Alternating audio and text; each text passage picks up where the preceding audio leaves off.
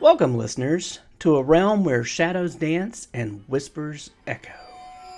I'm your host, Rick Clifton, and this is Quills and Chills, the podcast that brings you face to face with the masterminds behind the macabre. In each episode, we journey into the minds of horror writers and filmmakers to uncover the secrets lurking within their tales of terror. From classic tales to modern nightmares, we'll traverse the corridors of the human psyche and unravel the threads of dread that keep us turning the pages or sitting out there in the dark. Welcome to Quills and Chills. Hello and welcome back to Quills and Chills. I'm your host, Rick Clifton, and today I am excited to be talking with best-selling author Craig DiLouie. Craig is an author of popular thriller, apocalyptic horror, and sci-fi fantasy and fiction. His work has been nominated for many major literary awards, such as the Bram Stoker Award, as well as the Audio Award. He is a member of the Horror Writers Association, International Thriller Writers, and the Imaginative Fiction Writers Association. I don't know how many accolades and titles I can throw out. I'm just excited to actually have you here. So welcome to the show, Craig. Thank you. Thank you, Rick. So before we dive into this amazing book, How to Make a Horror Movie and Survive, I would love to get to know you a little bit. So I'm just going to ask the first question. How can you tell us a little bit about yourself?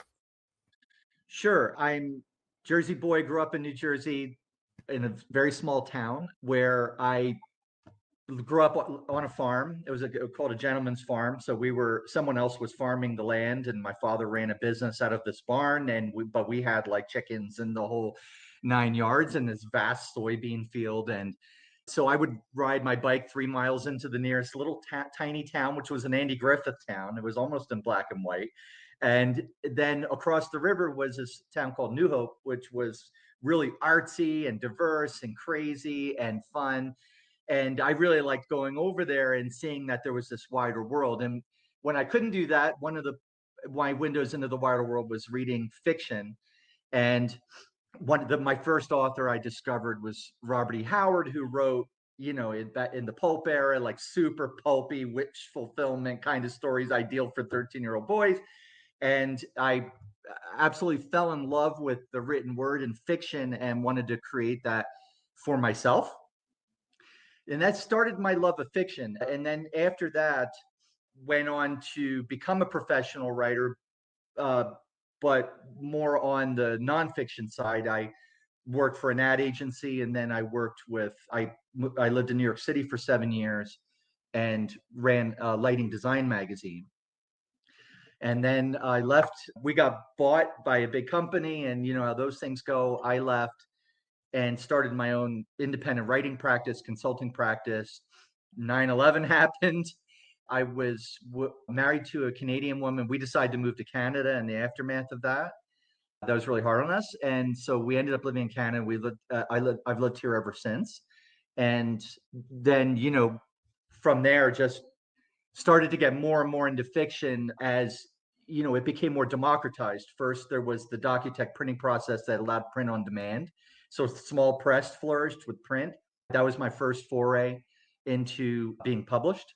And then from there, wrote the right book at the right place at the right time, which is really your only formula for success in this business, which was a zombie book when zombie books were just getting big. And then that took off. And then I was able to leverage that into an agent and relationships with first Simon & Schuster and now with Hachette. And I'm what you would call a stable writer now with Hachette, writing horror every year, and a book comes out every year. I love it. That's like the whole life story there. I think that's it, man. Is that what you were? Exactly what I wanted. That's exactly what I wanted. It was fantastic. Too much or just enough? No, it was perfect. I'm going to pick up on a couple of things that you said. I'm going to go back to in the beginning when you said you're from a small Andy Griffith town. That connects with me. It resonates with me because I am also actually from the town that Andy Griffith grew up in, that Andy Griffith show was based on. The town is Mayberry, but the actual city is Mount Airy, North Carolina. And that's where I was born and raised. So when you said that, it connected with me. I'm like, oh, look at that. So I was also going to say You're a little bit of a hero for me in that your past as a sort of creative advertising executive is actually very similar to my day job as well. I actually work in marketing for one of the studios here in Los Angeles, but I connected with that when I was going through your bio, and I was like, oh, you're kind of my hero now. You're working in a field that I absolutely love, so I love that. So thank you for sharing that. Next question for you before we dive in is, what's your process for writing? Are you someone that sort of dives in with both feet? Are you more of a planner? Is it a little bit of both? Is it just does it change with every book? What's your process like? Yeah, there's always this debate, planning and pantsing. I don't think I never think it's one or the other. I always think that you are somewhere on a spectrum of doing one or the other. I would call myself a plotter now, but I'm still, so I will have certain things, elements planned out in the book, but there's always discovery. I have 4 plot points. Between those plot points, there's a ton. I'm creative writing, I didn't plan out the words. So there's this process of discovery, and a lot of times it sounds very zen when writers say the character told me it wanted to do something else, or the book writes itself, but it's absolutely true. It's exactly how it works. And once you give life to this thing, it will steer you where it needs to go. So sometimes I've gone off my outline because of the discovery process, and I respected what the work wanted to be and where it needed to be. But otherwise, I'm a total plotter. And the best book on writing I ever read was John Truby's Anatomy of Story, where he talks more to screenwriters and uses movie examples, but it's storytelling, so it's like perfectly applicable to novel writing. And so I follow this process of, I have my 4 plot points. I may put in pinch points, which are where those are points around a third and 2/3 in where the antagonistic force shows its power. I will also have a character arc. So I have my character, they have a flaw or misbelief, they have a call to action, they change over the course. They have a need, but they have a want, but they also have a need. And then they may not get their want, but they get their need by the end if it's a positive character arc, and so on and so on and so on. And so I do a character arc, and then I also internalize theme, where what is this book about? Not only some nonfiction topics that I might want to explore that I find interesting, but also what is this novel trying to say about life or about art or about something else. And then I also come up with a log line where I don't wait until I'm done with the novel to write the synopsis and the 1 or 2 sentences describing it, which everyone hates. All writers hate that. But I found that writing it at the beginning, I know, and having all these pieces lined up, I know my novel, I know what my story is. I don't know what my novel is yet, but I know what the story is. And I can start writing, and boom, it just flies. And I can write a novel in, a crude draft in 6 weeks. Wow. Like 80,000 words or whatever. And then it goes through. My ideal reader is my editor, Bradley Engler at Hachette, and then he tells me we need to do this and this and this, and then I do a lot of revision to it. But that first draft that I'm ready to send to the publisher, like a polished first draft, is good. I will get that done very quickly because I have planned it out. And as a professional, day writer and professional novelist, I need to have that kind of efficiency. I have 2 careers. My partner, I have 2 teens. I have a life and everything going on. I need efficiency, and so that approach really works for me. I tell the best story I can tell. It's very efficient. It gets the job done.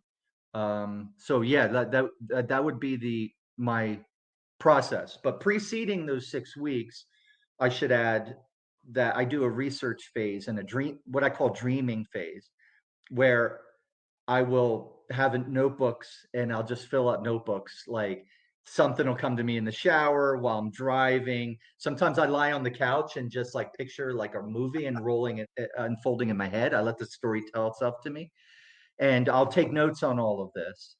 And then I'll do all my nonfiction research.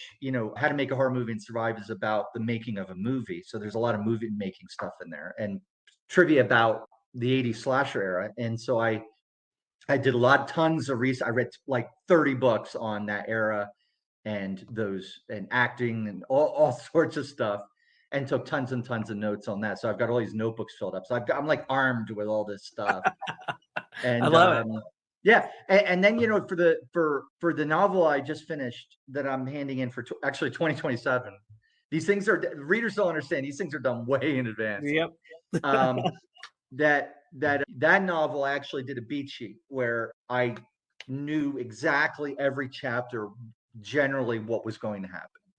Not like, here's my plot points and I fill in the chapters, but I knew every chapter was going to happen. It was like kind of more a mystery thriller kind of horror.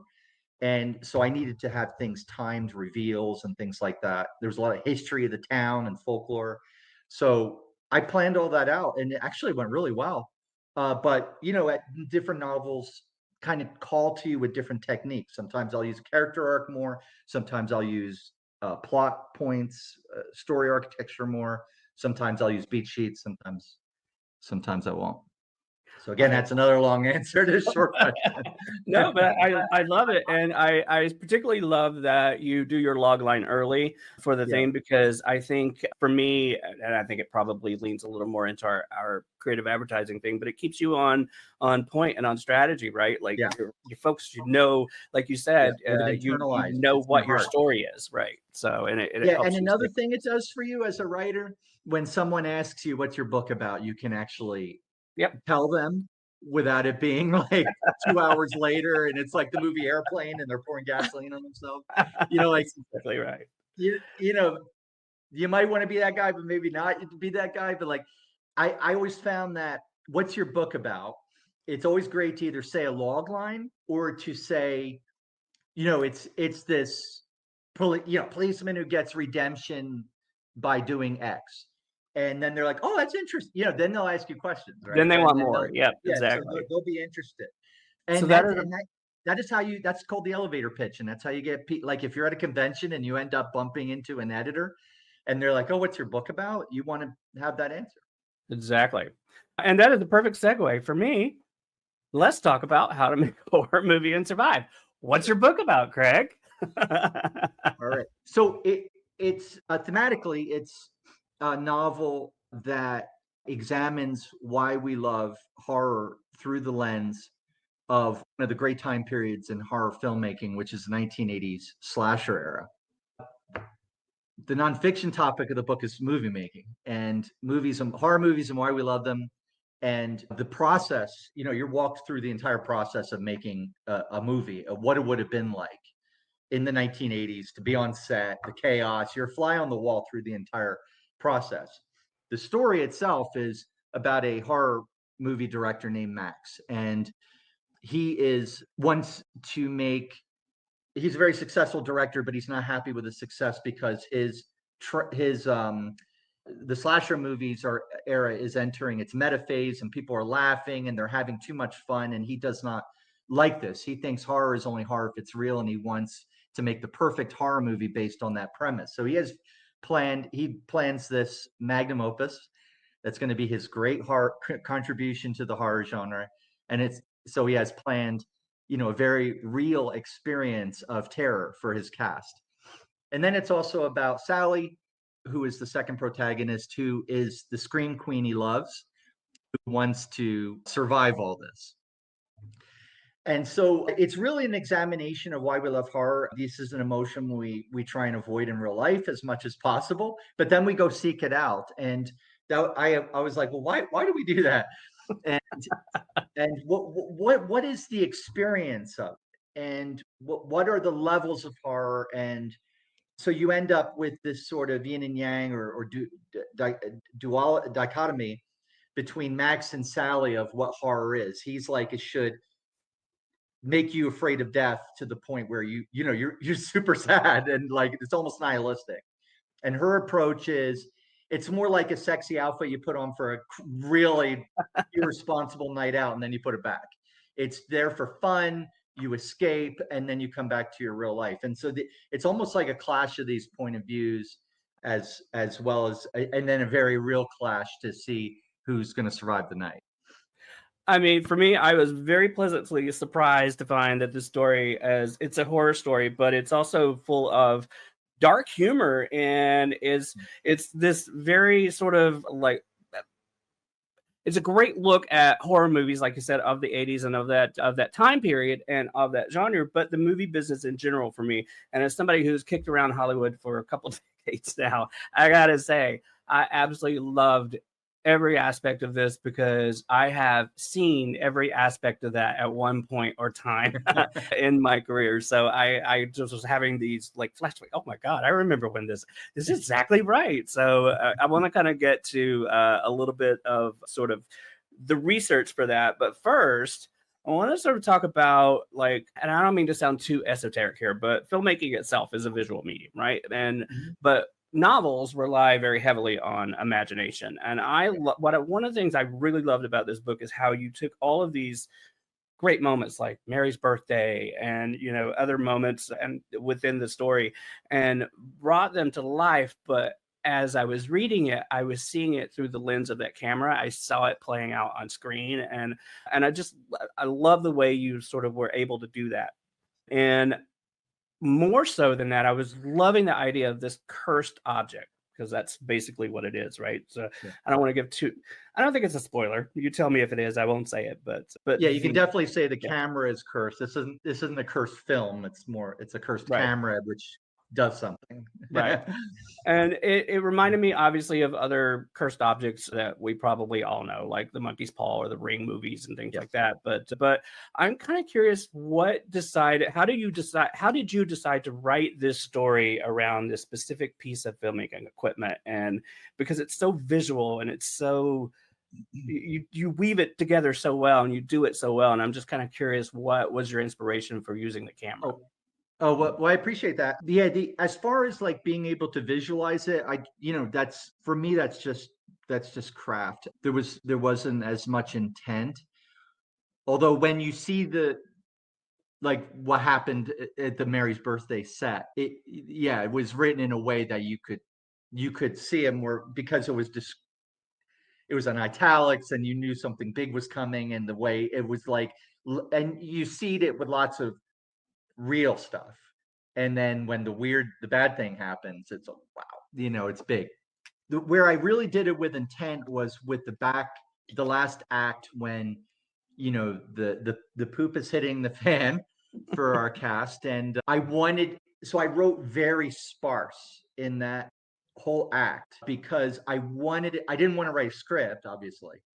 That would have been jarring to the reader, but I wanted it to feel very quick and almost like you're watching a movie, to try and bring it closer to that experience. And I did less description, and I didn't have to do any character work, because you already knew all these people, so that you could use your imagination. You would be expected to use your imagination a lot more. So there was kind of an intent there in the last act, to try and make it more like a movie experience. So to answer your question though about, why a camera, I had looked around, the at I wanted to do something with movie making. I knew that there were haunted film type of things, because there were one or two novels, like, do I have this right? Gemma Files, experimental film, and one or two a couple others, and then there were a couple movies. And it's always the film, and then the film does something.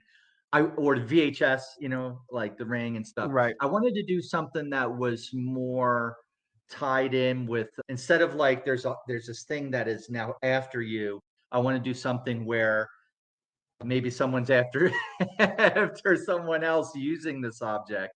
And so that kind of gave me the idea for this haunted camera, and there are things in the camera, and it allows you to it does certain things to you that's maybe a curse or a blessing, depending on who you are and what you're trying to accomplish. So that's kind of why I for the camera. And then I went for the Arriflex 35BL specifically because it shot so many great movies. And I wanted to do the 1980s. Originally, I was going to do like, oh, thank God I didn't, because it would have been right in Tremblay's, pew. I was going to do this small student cast, mad genius director, student cast. But instead, I was like, no, I need to set this in the 80s because I don't like digital. I wanted machines and I wanted a camera that was like this. And I wanted that cutting the film and everything's hot and dust. And like, I really love the tactile feel of that era.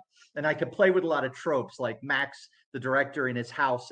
He wanted a Gothic mansion, but it's LA. So everything's like, everything's nice. New Gothic, yeah. But his house does have this turret. And Yeah. he goes up into the turret, and his dog's there. He's kind of like his Igor, and he sits in front of his editing machine and his moviola, and he feeds in the film, like this forbidden film he's found, feeds it into the machine, and it's kind of like his mad scientist lair. So I got to play with a lot of things like that using the equipment, and also the film, the book itself is a little meta, a little campy, a little gaudy, a little self-aware, just like the slasher era was at this time.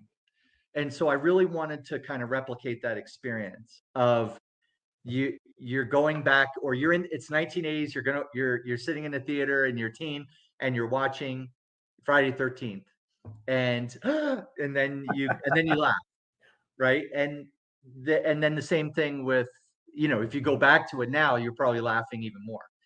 I wanted to kind of replicate that experience of horror, that kind of like how comedy and horror are kissing cousins. What does it mean to be scared, and how do we want to be scared? How is it? Because we don't want to be traumatized. We just want to have fun. And there are some films that do that, but yes. Maybe a little traumatized. Is that a responsibility? There's lots of questions. So I wanted to explore all that through the lens of this era that gave me so much to work with. And it was such an exciting era too, because it really was kind of a middle finger Hollywood gave itself in a way. Like in the 70s, you had the auteur era, and the directors could do what they want, and you had very experimental artsy films. And then the 80s, the studios clamped down and the bean counters took over, and they said, we're going to give you a lot of big budget for this, but I want explosions, I want whatever worked before, I want to do that again, because I want to have filled seats, so I want to fill seats again. So if Jaws came out, we need to do stuff like Jaws. We need to have this leitmotif music, we need to do this, we need to do that, just like Jaws. And the same thing with Halloween. Halloween came out and then they replicated it. But what Halloween did is it had such a tiny budget, but it showed that you could make, all you had to do was deliver horror to make a good horror movie. You didn't need all this other stuff. You didn't need big stars. You didn't need big budgets. You didn't need explosions or muscly action heroes. And so, yeah, this whole slasher era kind of born from that, and this whole crazy revolution in horror that kind of defined it up until Jordan Peele redefined horror for us. But that era, more than anything, really put its imprint. As big as the old, werewolf, vampire, Dracula type. The Universal movies of the time, like the monster 30s, movies, 40s. the big monster movies and stuff. Yeah. And that was actually one of my questions: is what was the inspiration behind the 80s slasher film motif? And I love that you've actually answered that perfectly. I couldn't elaborate on more. I think it's fantastic, and it's exactly what you said. It's like Halloween was one of those movies for me that really sort of opened the door to slasher movies in general. It was so freaking scary, and like I said, it just was so well done, and how it played on all of these like things that scare you. Yeah. And did it, like you said, with no budget, and it's a great sort of example of that. So I love that. And I want to go back a little bit to what you were saying about you brought up Paul Tremblay's book and how you wanted to be different. And I Yeah. love that going into this. I think I mentioned before we started that I received both books around the same time and dove into both books at the same time. Very different stories as well. What I loved is that, in a sense, you were telling a Hollywood, I don't want to say big budget, but let's just say you've got money, you've got a budget, so you've got a set, you've got a crew, you're not scrounging for all this stuff, and you tell it from that point of view. And I loved it, and I could just totally see that in my brain. Yeah. But I do want to talk about your characters, your main characters. Maybe you would agree with this. I don't know if you will or not, and it's fine. But I feel like your hero changes from the beginning of the story to the end of the story, at least for me, and very much kind of in the same way I think it does in the movie as well. But I wanted to kind of talk a little bit about that process of evolving that character. I know you talked about planning things out, plotting things out to a certain degree. How did these characters change for you when you started writing them versus sort of where they ended up? Because I really started out this story in one character's corner, and by the end of the movie, I was totally in it. I'm trying to avoid spoilers, obviously, but totally ended up in another character's corner. And I'm just kind of curious about that process and creating these two particular characters. If you had that experience and the characters are who I think they are, then great. I mean, was exactly the intent. You start with one person, but you want, you're really rooting for the other over time, especially by the end. But yeah, the hardest, I mean, Sally as the final girl was very easy, not easy to write, but relatively simple character arc. She wants to succeed in Hollywood. She'll do anything, but hopefully without compromising herself. And then she'll be challenged. Like, okay, you want to survive in Hollywood? Let's see how you do. Here you go. and she fights. Max was really hard.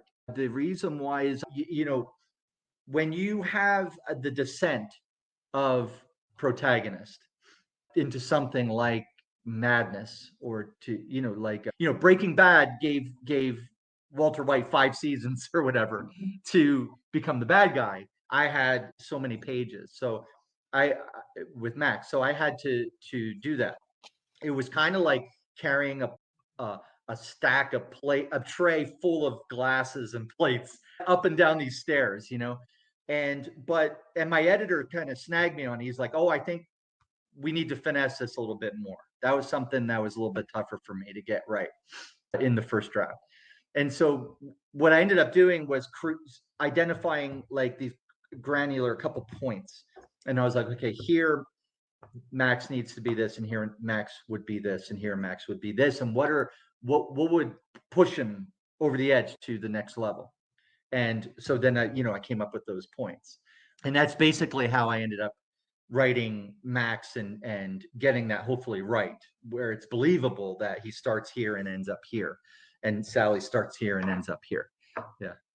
It works for me. So totally believable in my brain. And I really followed that journey. And like I said, I was really fascinated by it. When I finished the book and I put it down, I was like, I was not expecting to end up where I ended up with these characters in my head. And, and I love that. So the journey was really well done for me. Thank you. Again, not to get too introspective or whatever, but what message or reflection are you hoping that readers will take away from Max's experience with this cursed camera and his quest to make his magnum opus? Well, the way it ends, that I couldn't share because it would be a spoiler, like the last scene. I can touch on the theme of it, which is that I think no matter how far horror goes, it's going to end up old hat, overdone, and then enters a meta phase. So no matter what you do in horror, and especially if it's commercially successful, it will end up being mainstreamed. And but that wasn't sort of the point I was making. The point I was making was more thematically. I was more asking thematically, it's about obsession, and what that costs us, the things we will do for art and success.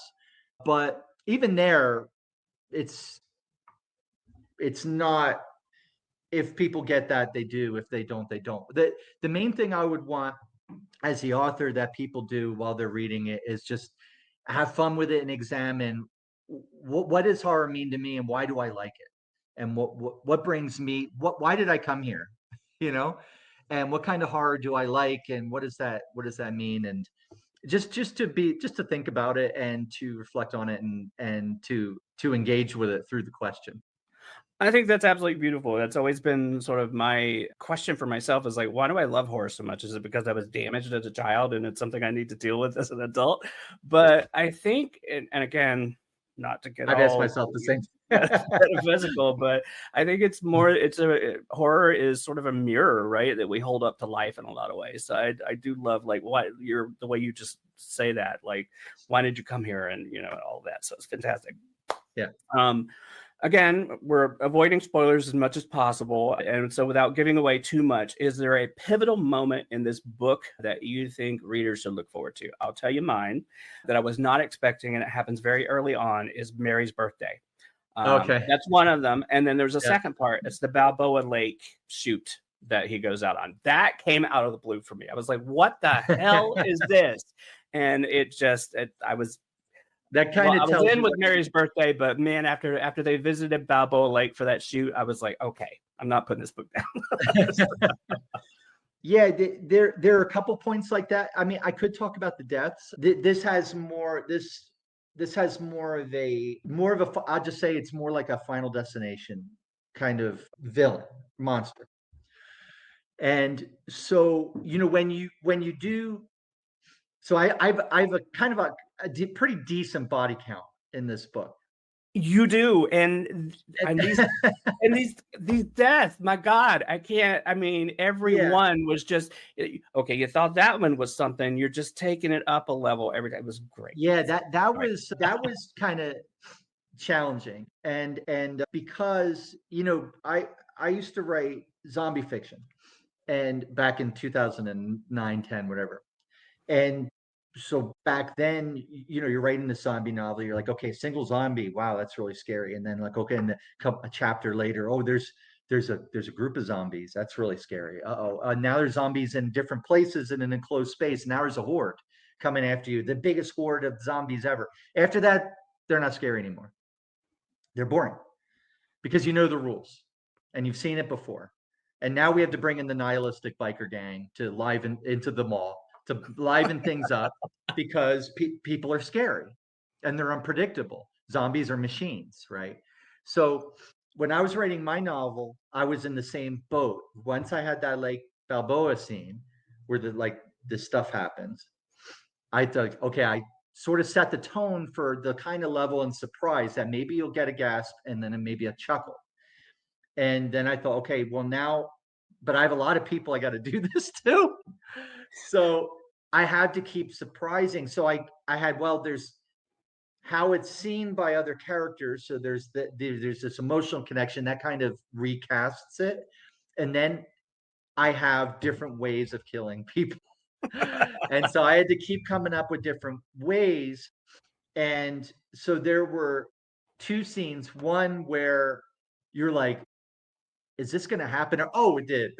Yes, I know that one too. Cathartic, and where I hope you laugh. I did. I did because there was a moment where I was like, okay, this is not going to happen. This is not going to happen. This has failed. And then, it didn't.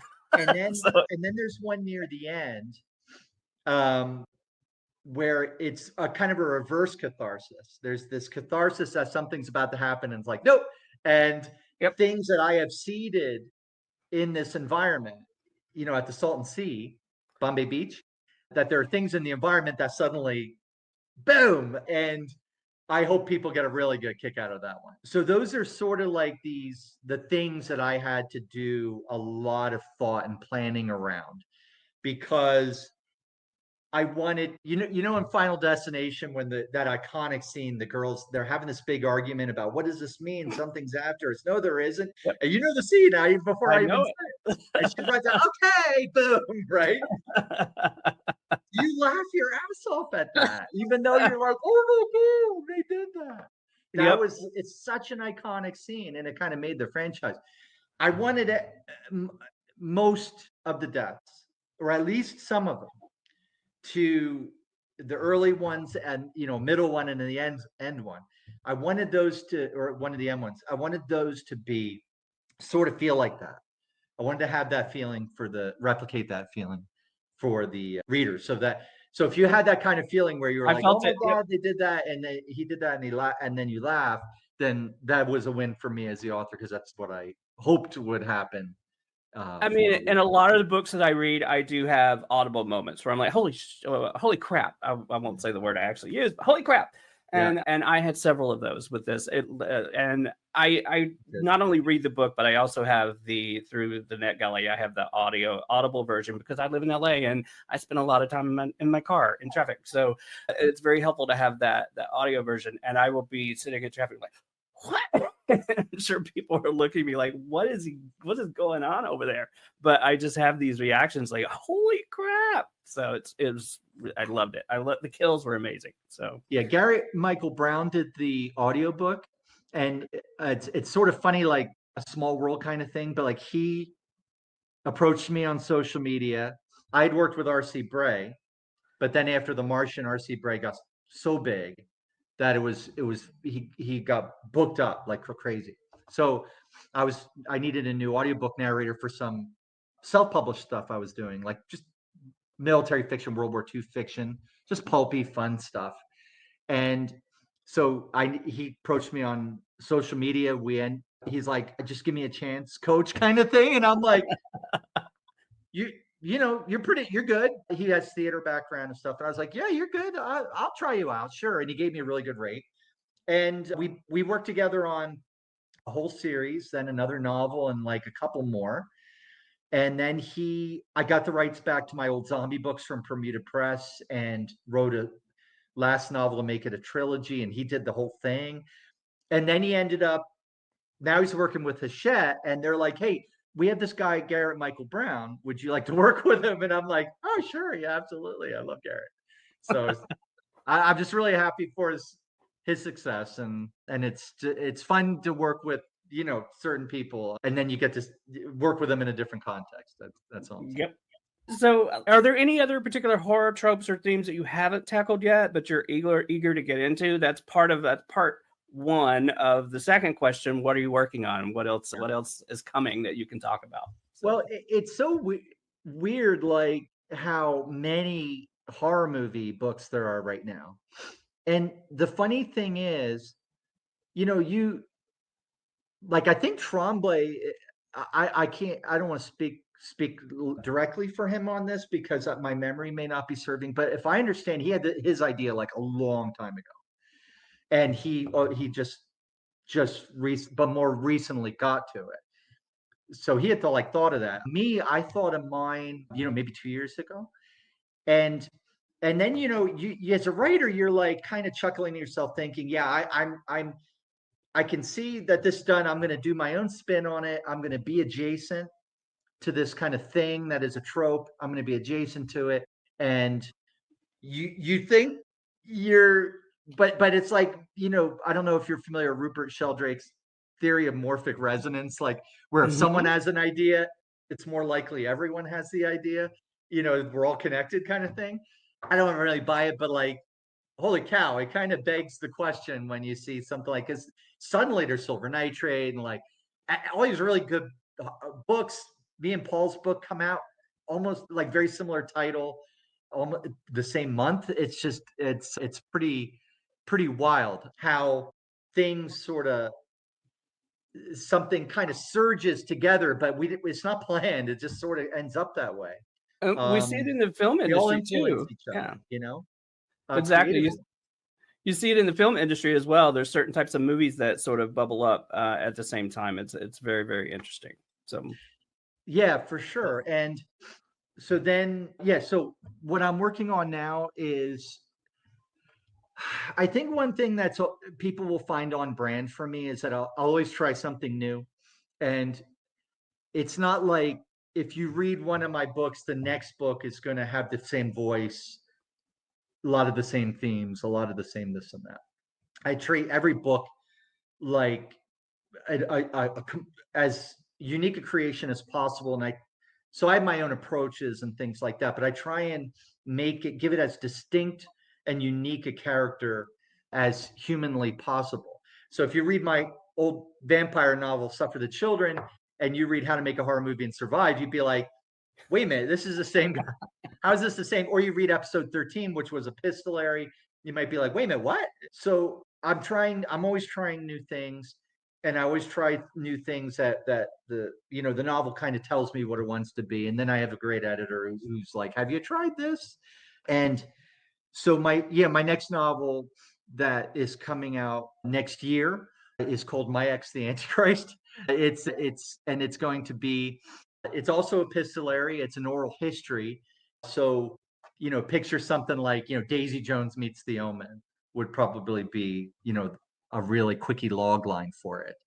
And it's sort of like in the same vein of How to Make a Horror Movie and Survive, in that it has a lot of like big horror stuff going on, but it's sort of tongue-in-cheek and fun, and it's more about the music business and I love it. what goes on there. Yeah, what goes on there, and the power of music, and the effect it has on us. So yeah, and then the Antichrist itself, like, because like, ooh, the Antichrist is coming. Yeah, like, but I'm like, okay, wait a minute. And the Omen showed us this, but it showed us this one version of it. But I'm like, like the song, "What if God was one of us, just a stranger on a bus, some slob," right?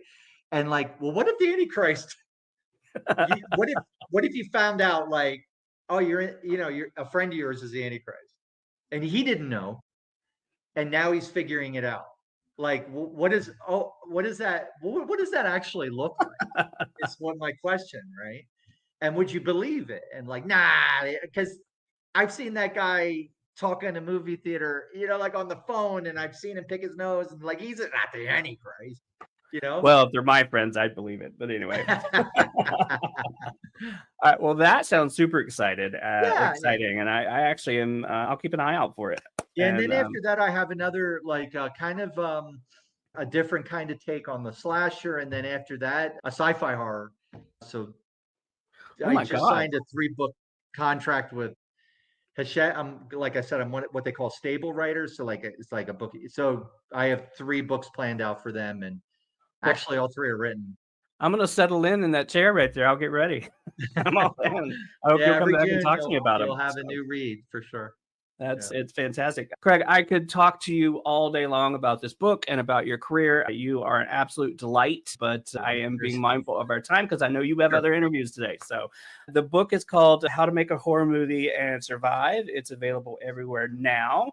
And as we always like to say here at Quills and Chills, please go support your local bookstores whenever possible. So Craig, how can our readers and our audience find you? Well, my work is in bookstores and libraries everywhere. There was a slight delay with this novel coming out in Indigo stores in Canada, but that hopefully is being resolved really quickly. And otherwise, I'm on Facebook. I don't do a lot of Twitter. Facebook, they say it's for old people. I guess I'm proof. Facebook, I'm on. Friend me up. I write. One of the things I do with social media is it's less about me and more about my appreciation of art that I find, like books I read, movies I read. I'll just do like some little, unimportant review, my take on it, just what I thought. But I try and get into it a little bit. You can find that on my website as well, CraigDilouie.com. And there's like lots of reviews on there in the blog, lots of things to look at, and all my books are there. Like you can see pretty much my entire history of fiction is available through there, or you can learn about it through that website. Yeah. Well, that's awesome. Well, I appreciate your time. Thank you so much for talking to us today. And that's it. We'll see you guys next time on Quills and Chills. Thank you, Rick. And thanks, everyone.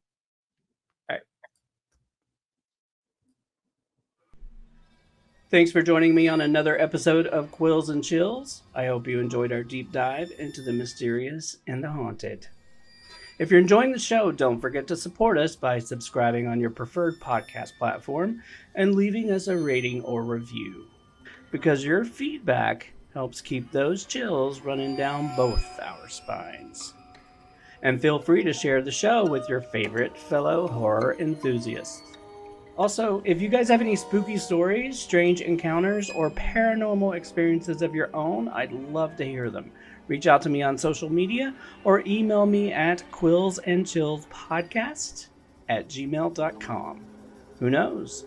Your story might end up on a very special episode. Anyway, thanks for listening, and I will see you back here next time on Quills and Chills. Bye, y'all.